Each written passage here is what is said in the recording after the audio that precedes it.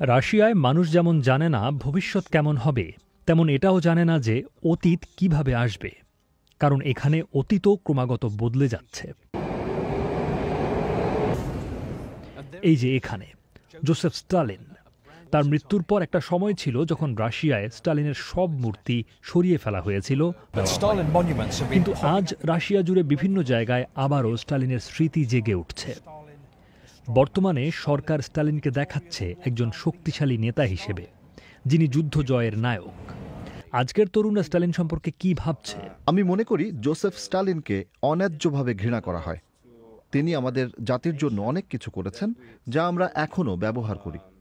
আমি যদি রাশিয়ায় থাকি তাহলে আমি এটা নিয়ে কিভাবে ভাবব?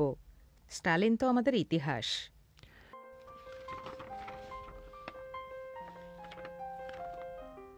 কিন্তু শুধু জোসেফ স্টালিনই না, সোভিয়েত ইউনিয়নও ফিরে আসছে। আমি একটু পরে ব্যাখ্যা করব কিভাবে। তবে যেটা বলতে চাচ্ছি, সোভিয়েত ইউনিয়ন তো অনেক আগেই শেষ হয়ে গেছে, তাই না? সেটা তো 30 বছরেরও বেশি আগে ভেঙে পড়েছিল। মস্কোর কেন্দ্রেই একটা জাদুঘর রয়েছে যা সেটিকে উৎসর্গ করা। আমি সেখানে দেখতে এসেছি।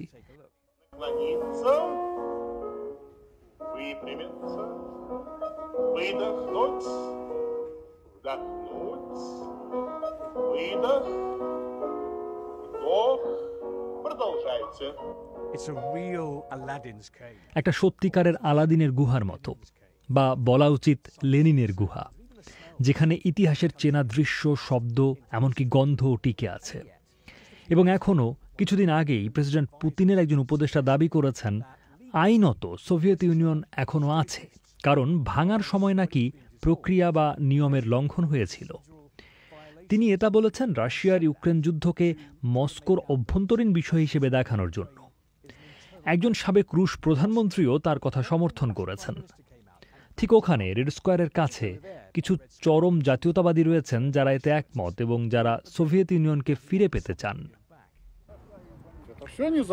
সোভিয়েত বিলুপ্তি ছিল অবৈধ, তাই সেটা বাতিল করা উচিত।